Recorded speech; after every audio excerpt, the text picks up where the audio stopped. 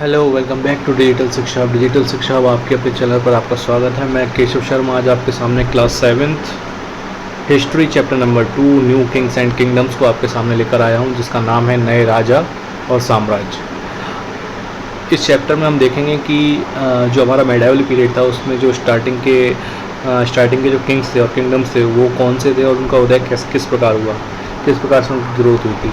तो सबसे पहले हम इंट्रोडक्शन देखते हैं। The introduction, the period between AD 715 and AD 1200, मतलब इसमें कौन से टाइम की बात की गई है। 750 ईस्वी से लेकर 1200 ईस्वी के बीच की बात की गई है। Refer to the early medieval period of the Indian history, और इसी काल के बीच के काल को क्या कहते हैं, मध्ययुगीन काल कहते हैं या फिर मेडाइवल पीरियड कहते हैं। It was earlier treated as the historian as a dark phase. इसको जो हिस्टोरियंस थे, जो इतिहासकार थे, उन्होंने काला चरण भी माना गया है, मतलब काला चरण भी उन्होंने कहा है इसके लिए। लेकिन क्यों कहा है वो देखते हैं। It was so because during this time the whole country was divided into the numerous regional states which were busy in the fighting with each other. मतलब इस टाइम में क्या था, जो बड़े बड़े जो राज्य थे, क्षेत्र के जो राजा थे, वो एक दूसरे से लड़ाई कर रहे थे। किस लिए? साम्राज्य को पाने के लिए। But recent studies have indicate that the tough political divided India witnessed growth of new and rich cultural activities in the field of the art, literature, language.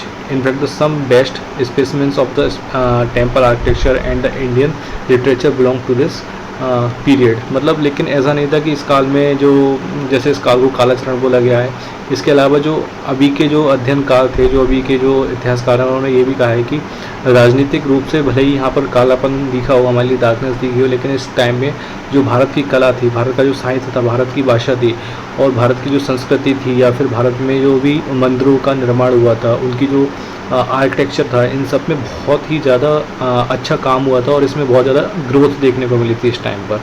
Okay, thus for the being the dark it was the treated as the bright and the vibrant phase of the Indian history. इसलिए अंधेरा या फिर काल, जो dark phase होते हुए भी इसको क्या कहा गया है कि ये भारतीय इतिहास का एक उज्ज्वल और जीवंत चरण माना गया है। ओके, सेकंड जो हेडिंग है वो है the emergence of the new dynasties. अब नए राजवंशों का उदय, मतलब इस काल में जो नए राजवंश थे वो कौन कौन से हुए थे। तो सबसे पहले देखेंगे कि जो हमारा मेडाइवल पीरियड है उसको 750 और 1200 AD में तो है, बट इसको टू टाइप्स में डिवाइड कर दिया गया है। एक 750 से लेकर 1000 AD तक और second is 1000 AD to 1200 AD तक। अब जो पहला फेज़ था उसमें जो पॉलिटिकल पावर्स थी, जो साम्राज्य थे, जो राज्य थे, वो कौन कौन से थे, वो मेनली 3 थे। There was Gujjar Pratiharas in the north India, जो हमारा नॉर्थ भारत है, जो हमारा उत्तर भारत है, उसमें थे गुज्जर प्रतिहार नाम के राजा। और ईस्ट इंडिया में थे पलास, या फिर इसको पाल शासक भी बोलते हैं हिंदी में। And Rashtrakutas in the south India, और जो हमारा दक्षिण भारत है उसमें राष्ट्रकूटों का शासन हुआ करता था। तो गुज्जर प्रतिहार, पाल राजा या फिर पलास बोलते थे इनको, और third one was Rashtrakutas. These power was continuously fighting with each other with an aim to set up the control on the Gangetic region of the northern India. लेकिन ये जो तीनों ताकतें थी, तीनों जो शक्तियाँ थी, तीनों जो साम्राज्य थे, वो एक दूसरे से निरंतर लड़ाई कर रहे थे। किस लिए? जो गंगा का क्षेत्र है उस पर अपना नियंत्रण स्थापित करने के लिए। This armed conflict among these 3 powers is known as the tripartite struggle. इसलिए इन जो तीनों शक्तियाँ थी, इन तीनों शक्तियों को हम ट्रिपलेट स्ट्रगल भी कहते हैं, जिसको हिंदी में कहा जाता है त्रिपक्षीय संघर्ष। In the second phase, we notice the break of these powers. It includes the rise of the many smaller kingdoms all over the countries. और इसके परिणाम स्वरूप मतलब जो सेकेंड चरण है, यानी कि 1000 AD से लेकर 1200 AD तक, उसमें क्या है देखते हैं कि ये जो शक्तियाँ थी, इनका डिक्रीजमेंट कैसे हुआ, इनका खात्मा कैसे हुआ, और किस प्रकार से नए जो किंगडम थे, जो और दूसरे जो शासन थे, शासन व्यवस्था थी और राजाओं की, वो किस प्रकार से उनकी स्टार्टिंग हुई थी। तो अब हम इसमें तीनों जो शासन हैं, ये गुजर प्रतिहार, पाल और राष्ट्रकूट, इनके बारे में कुछ डिटेल्स में पढ़ते हैं। तो फर्स्ट हेडिंग है राष्ट्रकूटास प्रतिहार डायनेस्टीज़। तो जो गुजर प्रतिहार डायनेस्टीज़, तो जो गुजर प्रतिहार डायनेस्टी है, उसके जो फाउंडर थे वो थे नागभट्ट फर्स्ट, और ये थे जो है 8th सेंचुरी में इस राजवंश की स्थापना की गई थी नागभट्ट प्रथम के द्वारा। ओके, नेक्स्ट पॉइंट देखते हैं अब। Later one the successor Vatsaraja extend his rule over the large part of the north India. अब उनके बाद जो उनके जो उत्तराधिकारी थे, जो इनका नाम था वत्सराज, उन्होंने जो उत्तर भारत था उसके बहुत बड़े एक साम्राज्य पर, बहुत बड़े हिस्से पर अपना शासन किया था। And made the Kannauj in the western Uttar Pradesh is capital, और उत्तर प्रदेश की कन्नौज नामक एक स्थान को अपनी राजधानी बनाया था। One of the important kings of this dynasty was the Mihir Bhoj. लेकिन इस पूरी डायनेस्टी के जो सबसे ज़्यादा महत्वपूर्ण राजा थे वो थे मिहिर भोज। वो ये कब हुए थे? 9th सेंचुरी में, यानी कि 9वीं शताब्दी में। अब second one is Pal dynasties. अब पाल डायनेस्टी में हम देखते हैं इन द ईस्टर्न इंडिया। अब जो पाल डायनेस्टीज के जो शासन थे, जो पाल डायनेस्टी थी, पाल राजवंश था, वो तो हमारा ईस्ट इंडिया में, यानी कि पूर्वी भारत में। इसमें दिखाया गया है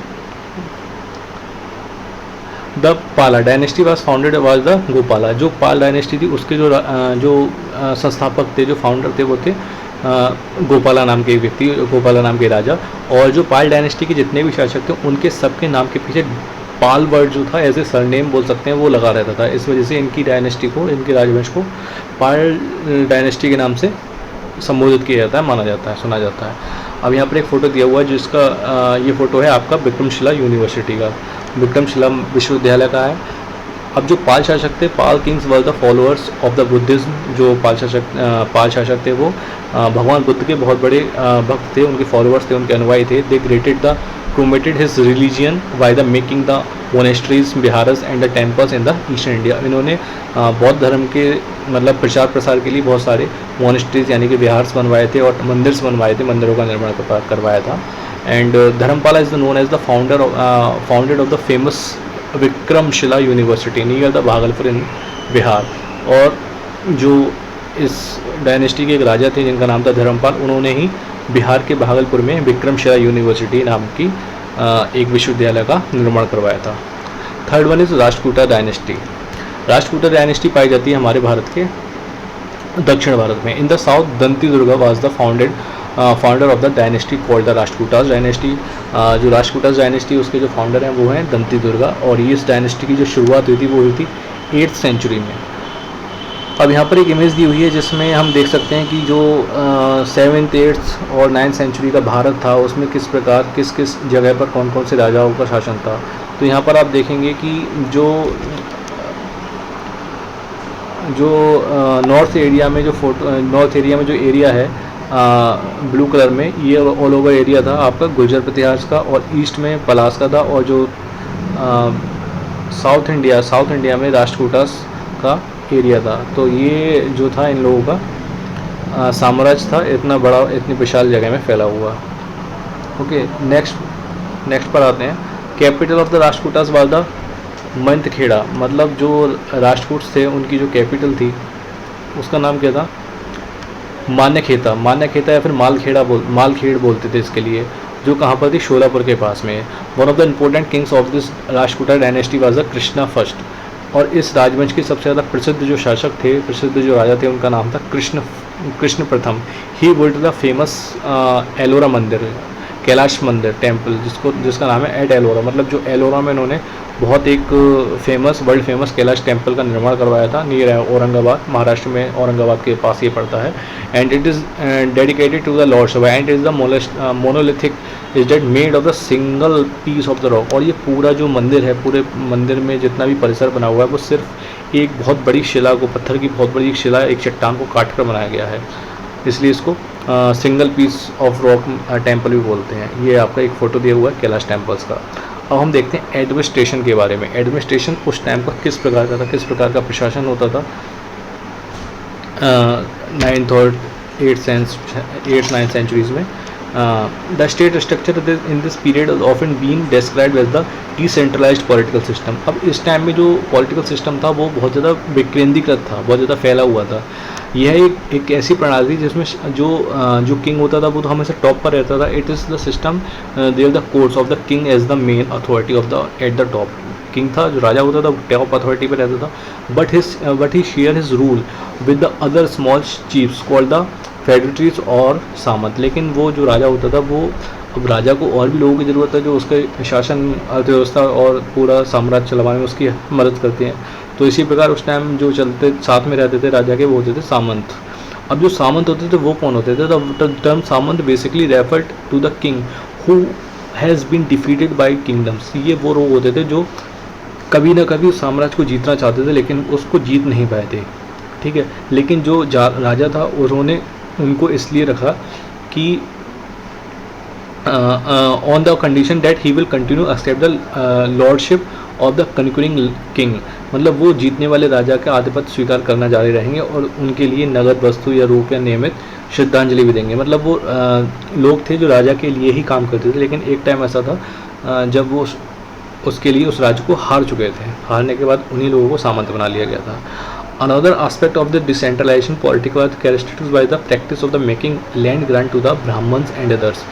और इस राजनीति में, इस प्रशासन में एक और जो थी विकेंद्रीकृत राजनीति कि इस काल में जो ब्राह्मण थे उनके लिए भूमि अनुदान, मतलब भूमि को दान देने की बहुत बड़ी प्रथा थी। और ये प्रथा कब शुरू हुई थी? ये 1st सेंचुरी और 2nd सेंचुरी एडी में गुप्ता पीरियड के बाद स्टार्ट की गई थी। It was become a normal practice all over the country. और 2nd सेंचुरी के बाद ये नॉर्मल हो गया था ऑल ओवर इंडिया में कि ब्राह्मण्स को जो है हम अपनी लैंड, अपनी भूमि जो है दान में देंगे। These were recorded on the copper plates. और जो भी भूमि ब्राह्मण्स के लिए दान में दी जाती थी उसको एक कॉपर प्लेट यानी कि ताम्रपत्र बोलते थे, ताम्रपत्र पर लिखवा ली जाती थी कि ये भूमि इस व्यक्ति को और इस जगह पर इतने इतने मतलब एरिया को ट्रांसफ़र करा गया है। और इस भूमि पर ना तो राजा बाद में टैक्स ले सकता था, ना ही उसको अपने एडमिनिस्ट्रेशन का हिस्सा मानता था। अब उस भूमि पर जो व्यक्ति जिसने एज ए मतलब दान के रूप में प्राप्त की है, उस पर जो भी अगर खेती हो रही है, जो भी फसल हो रही है, उस पर पूरा अधिकार किसका होता था? उसी व्यक्ति का जिसको वो भूमि दान में मिली है। The land granted to the donee receiver the grant, tax free हो गया था। Is that they did not pay any tax to the state, state को कोई टैक्स देने की जरूरत नहीं था। Use to produce income on it for his the personal benefit. अब उस जगह वो व्यक्ति जो भी फसल उगा रहा है या फिर जो भी कार्य कर रहा है, जो भी कुछ भी कर रहा है, वो उसका पर्सनल बेनिफिट माना जाता था। The Donny was also free from the any interface from the king's office, the official managing the land donated to him। अब राजा इसमें जो व्यक्ति था वो बिल्कुल ही फ्री था, उसकी जगह पर उसके क्षेत्र में राजा के द्वारा किसी भी प्रकार का मतलब हस्तक्षेप नहीं होता था। Thus these donate converted the land granted into the independent Iceland authority with no little central control. अब उन्होंने जो ये भूमियाँ जिन लोगों को प्राप्त हो गई थी, इन दानदाताओं ने उन्हें दी गई थी जो भूमि को बिना किसी और बहुत कम केंद्रीय नियंत्रण के अधिकार के स्वतंत्र द्वीपों में बदल दिया था। मतलब एक बहुत बड़ा द्वीप बना लिया था, लोगों ने अपने अपने क्षेत्र बना लिए थे कि हाँ भाई ये हमारा क्षेत्र है, यहाँ पर ना तो राजा आ सकते हैं ना उनका कोई व्यक्तिगत हस्तक्षेप होगा। ओके, यहाँ पर एक इमेज दी हुई, ये है copper plate use for the granting land. मतलब ये ताम्रपत्र हैं जो बताते थे कि इस व्यक्ति को ये भूमि जो है दान के रूप में प्रदान की गई है। Second one is social and economical changes. अब जो सामाजिक और आर्थिक जो बदलाव थे वो किस प्रकार के थे? प्रारंभिक काल जो था, मतलब in the earlier medieval period also marked by the many social and economical changes. आधुनिक मध्ययुगीन काल में बहुत सारे बदलाव आए थे जो सोशल भी थे और इकोनॉमिकल थे। Socially as in the important phenomena of this period was the proliferation of the increases the number of the caste. मतलब इस काल में सबसे ज़्यादा जातियों की संख्या में वृद्धि हुई, जो कास्ट सिस्टम था वो बहुत ज़्यादा बढ़ने लगा था। How did it happen? अब ये कैसे हुआ था वो उसके बारे में जानते हैं। One of the reason was the inclusion of the newer groups of the Brahmanical society. इसका ये कारण था कि जो ब्राह्मण थे उनकी सोसाइटीज़ बनने लगी थी, उनकी सोसाइटीज़ के जो ग्रुप्स थे उसकी वजह से जो कास्ट सिस्टम था उसका बहुत ज़्यादा प्रचार प्रसार हुआ। It is suggested that as the number of the land granted increased, new area was brought under the civilization. It made local tribal people have leave hunting as the main professional and the take the agriculture. अब इसमें एक और चीज़ हो रही थी, जब लोगों को भूमि दी जा रही थी, अब जब भूमि दी जा रही थी ब्राह्मण्स के लिए, तो भूमि के साथ साथ अब वो उस भूमि का प्रयोग करने लगे थे खेती के रूप में। अब जो व्यक्ति पहले बहुत से लोग ऐसे थे जो पहले शिकार के ऊपर अपना जीवन यापन करते थे, अब वही लोग अपने प्रोफेशन को चेंज करके शिकार न करके अब वो क्या करने लगे थे? एग्रीकल्चर वर्क करने लगे थे। They were then transferred into the peasant to the assimilated as a society as Shudras. बहुत से लोग ऐसे थे जो खेती अपना मतलब शिकार छोड़कर खेती करने पर मजबूर कर दिए गए थे, फिर उन्हें किसानों में बदल दिया गया और शूद्र के रूप में समाज में शामिल कर लिया गया। बहुत से ऐसे भी लोग थे। Okay, and next point is, ये हमने ब्राह्मण्स का देख लिया, शूद्र का देख लिया। the land granted in the fact result in the movement and the migration of the Brahmins into the different internal areas where they were able to introduce and enforce their Brahminical social values. अब इसमें क्या था, ब्राह्मणों के विभिन्न आंतरिक क्षेत्रों में प्रवास हुआ जहाँ पे ब्राह्मणवादी सामाजिक मूल्यों को लागू करने की सक्षम हुए। मतलब वो अपना जो एरिया था वहाँ पर वो बताते हैं कि ब्राह्मण जो है टॉप पर रहेंगे, उनके ये नियम है, ये कानून है, मतलब ये सारे रूल्स उन्होंने बनाए थे। अब ब्राह्मण के साथ साथ दूसरी एक जो कास्ट थी उसका और ग्रोथ हो रहा था, वो थी कायस्थ कास्ट। कायस्थ क्लास का जो वर्क था वो था मेनली जो भूमि ब्राह्मण्स को दी जाती थी वो लिखने का काम करते थे, मतलब उसके रिकॉर्ड को मेंटेन करने का काम करते थे। Kayastha class the land granted also led the increase the number of the Kayastha classes. The Kayastha were basically scribers and they specialized in drafting the writing land grant document. मतलब ये डॉक्यूमेंट वो बनाते थे जिसमें पता चलता था कि किस ब्राह्मण को किस क्षेत्र में कितनी भूमि प्रदान की गई है। ओके, अब जब भूमि लोग जो ब्राह्मण थे उनके लिए भूमि दी जा रही थी तो कायस्थों का भी नीड रह गई, क्योंकि वो लिखेंगे तो भाई, इसलिए जो कायस्थ की जो जाति के लोग थे उन लोगों का समाज में एक बहुत बड़ा मतलब एक इम्पोर्टेंस उनकी बनने लगी थी। अब इकोनॉमिकली हम अगर देखें, economical phase this first phase AD 715 AD to 1000 AD, मतलब जो पहला फेज है 750 ईस्वी से लेकर 1000 ईस्वी तक का, ये मतलब थोड़ा सा डिक्रीज वेज में माना जाता था। Okay, it is evident from the absence of the coins, क्योंकि इस काल में ना तो कॉइन्स थे और कॉइन्स नहीं थे, इसलिए यहाँ पर एक्सचेंज की सेवा चलती थी, मतलब वस्तु विनिमय चलता था। And the decade condition of the towns of the northern India. But the second phase, मतलब जो सेकेंड फेज था 1000 AD के बाद, यानी कि 1000 AD से लेकर 1200 AD तक का जो फेज था, उस फेज में भारतीय इतिहास में बहुत ज़्यादा ग्रोथ देखने को मिलती है। उसका कारण क्या था? We notice the revival the trade activities. अब इसमें ट्रेड होने लगा। अब ट्रेड होने का रीज़न क्या था? क्योंकि कृषि होनी शुरू हो गई थी, कृषि का आरंभ हो गया, बहुत बड़े स्तर पर होने लगा था। What could be the reason? This seem to be the main two reasons, and the main two reasons were, the first one is the there was the increase the agriculture activities on the account of the land granted in the fresh area. जो मतलब fresh area में जो भूमि लोगों को दी गई थी उस पर वो खेती करनी शुरू कर दी थी, एक तो ये हो गया। एंड सेकंड में it let surplus production of goods for exchange.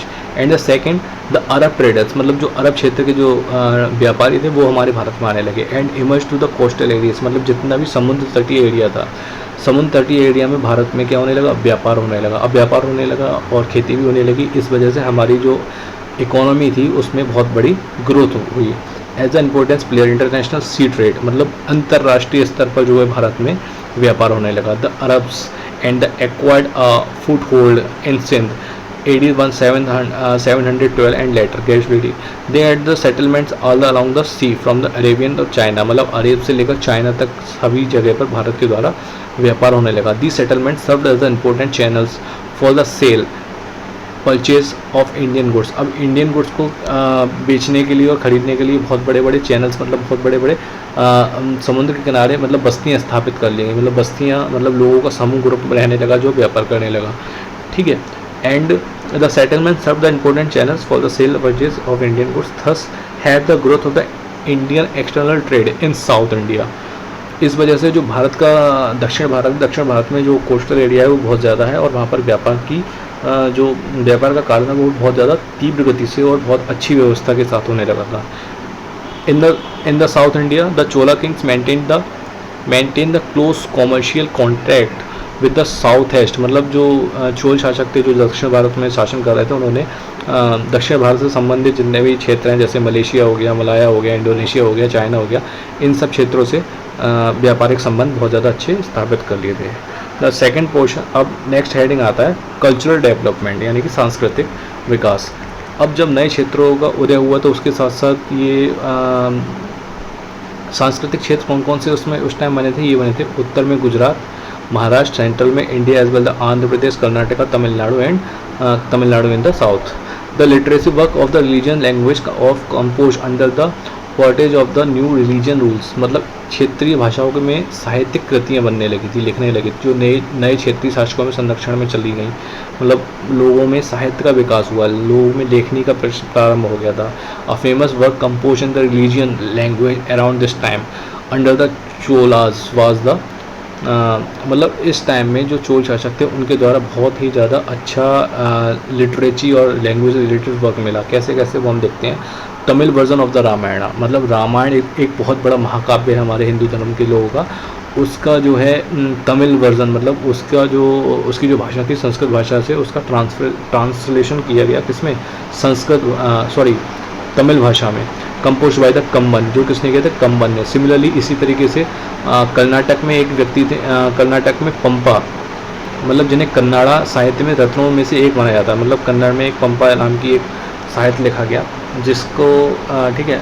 और कन्नड़ में एक और हुआ था Vikramarjuna Vijaya, known as the popular Pampa Bharata in Kannada. The Andhra religion में क्या हुआ था, द नैन्या ने क्या हुआ था, जो महाभारत के कुछ अंश है उनको तेलुगु में अनुवाद किया था। जो महाभारत की जो स्टोरी है महाकाव्य, उसके कुछ पार्ट्स को उसमें तेलुगु में ट्रांसलेट किया था। It was later completed by the poet Tikkana in the 13th century. और ये कब हुआ था, 13th सेंचुरी के तिकन्ना नामक एक जो कवि थे उनके द्वारा। हालांकि संस्कृत जो थी टॉपर थी इस टाइम भी मेनली, हालांकि संस्कृत ने अभी भी सीखने में भाषा के रूप में अविभाजित मतलब टॉपर थी। And compose the Sanskrit around the period were the Katha Sarit Sagar and the collection of the stories Rajatarangi, the vivid collect account of the, मतलब एक राजतरंगी एक बहुत बड़ी एक पुस्तक है जो किसने लिखी है, कल्हड़ ने लिखी है, जिसमें हम भारत में जो हमारा नॉर्थ इंडिया है उसमें श्रीलंका जम्मू कश्मीर का इतिहास दिया गया है। ठीक है, वो सब लिखी गई थी इसी काल में राजतरंगी के द्वारा। कल्हड़ लिखी गई थी राजतरंगी नाम की एक महान पुस्तक कल्हड़ के द्वारा। एंड इसी के साथ साथ कंपोज हुई थी Kalhana and the Gita Govinda, the piece of the devotional. जो गीता गोविंद है वो एक ऐसी पुस्तक है जिसके अंतर्गत हम प्रेम के विषय को पढ़ते हैं। जो राधा और कृष्ण के बीच के जो प्रेम संबंध था उसको दिखाया गया है। और पाल राजाओं के अधीन बांगल और जयदेव द्वारा राधा और कृष्ण को लिखा गया था। अनदर एक्टिविटीज़ रॉयल पॉन्टेज वाज दैट टेम्पल्स। और इसके अलावा जो बहुत बड़ी जो हमारे सांस्कृतिक डेवलपमेंट हुआ था वो था मंदिरों को लेकर। मंदिरों में हमारी 3 महान कृतियाँ थी, 3 महान मतलब शैलियाँ थी जिनके अनुसार मंदिरों का निर्माण किया जाता था। First was the Nagara, second is Dravida and the third is Vesara. एक नागर, दूसरी द्रावण और तीसरी वैसरा। अब इन तीनों स्टाइल में क्या क्या होता था वो हम देखते हैं। The characteristic features of the Nagara style of the temple was lofty tower और spire called the शिकारा। मतलब ये जो मंदिर होते थे वो इनमें बहुत अच्छे ऊंचे फ्लोर्स होते थे जिस वजह से इनको शिकारा बोला जाता था। Temples followed in the style were spread over large of the northern India. और इस तरीके के मंदिर आपको नॉर्थन इंडिया में भी उस टाइम बनने लगे थे, particularly in the central India में भी, गुजरात में भी, राजस्थान में, उड़ीसा में। Some of the outstanding example of this style is the Lingaraj mandir. लिंग राजा मंदिर टेम्पल है जो भुवनेश्वर में बना हुआ है। और कोणार्क का सूर्य मंदिर एंड द केंद्रीय महादेवा मंदिर build by the Chandela Kings of the Khajuraho. जो खुजराहो के चंदेला शासकों ने बनवाया था। अब ये तो था हमारा कौन सा, शिकारा, जिसमें जो मंदिर की ऊंचाई बहुत होती थी और इसमें बहुत अच्छी ऊंचाई पर बने हुए होते थे। Second is the Dravida style, the architecture of the found south. अब जो द्राविड़ा स्टाइल थी, ये द्राविड़ा स्टाइल ऐसी होती थी जिसमें मंदिर के परिसर के आसपास ही बहुत बड़ा प्लेस होता था, जहाँ पर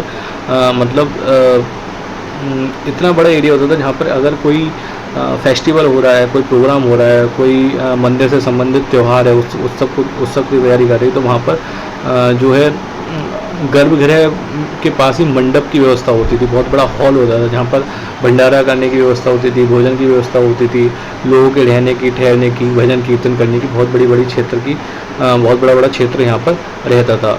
और दो gopuram was the Lofty gets. और इसके जो गेट्स होते थे बहुत ही बड़े होते थे, ऊंची दीवारों के साथ साथ ऊंचे द्वार होते थे जो पूरे मंदिर के परिसर को घेरे होते थे। मतलब पूरा मंदिर उनकी गेट से ही कवर अप हो जाता। जैसा कि यहाँ पर एक फ़ोटो दिया है बुद्धेश्वर टेम्पल्स, जिसमें आप देखेंगे इसके जो गेट है बहुत ही ज़्यादा बड़ा और विशाल है। ठीक है। एंड बुद्धेश्वर टेम्पल किसके द्वारा बनाया गया था, चोल किंग्स के राजा एट तंजौर। ये कहाँ पर बना हुआ है, तंजौर में। The western temple represented as the mix style. अब जो थर्ड है थर्ड है वेसरा टेम्पल। अब वो जो वेसरा टेम्पल की जो मतलब शैली है वो इंडो शैली उसका मिक्सचर है, मतलब शिकारा की और द्राविड़ा की, मतलब जो नागरा और शिकारा एक ही है उनकी, और वेसरा की दोनों की मिक्सअप है, और इसी मिक्सअप को हम क्या बोलते हैं, Vesara temples. These were most built under the Karnataka Pattakal में पाए जाते हैं, मतलब ये सबसे ज़्यादा कर्नाटका में पाए जाते हैं। कौन से वाले मंदिर, जो लास्ट वाले हैं, लास्ट वाले मतलब वेसरा यानी कि मिक्स्ड। ओके, यहाँ पर एक आपकी मूर्ति दी हुई है जो किसकी है, statue of the Nataraja. Next हम देखते हैं art of the making sculpture in this period important contribution of the Chola artist in the respect was the bronze image of the Nataraja. अब ये जो नटराज की इमेज है, भगवान शंकर का एक रूप है, उसको ये किसकी बनी हुई है, कांस की प्रतिमा है। ये छवियाँ शिव के अपने अलौकिक नृत्य को दर्शा रही हैं, जिसमें आप बहुत बेजोड़ और लय और संतुलन देखते हैं। एंड ये हमारा टॉपिक हो गया जिसमें हमने पढ़ा सोशल एंड इकोनॉमिकल चेंजेस देख लिए, कल्चरल डेवलपमेंट्स देख लिए, एंड इसके आगे के चैप्टर्स को हम नेक्स्ट क्लास में देखेंगे। So thank you so much for watching the full complete video. Thank you so much. Okay, take care, bye.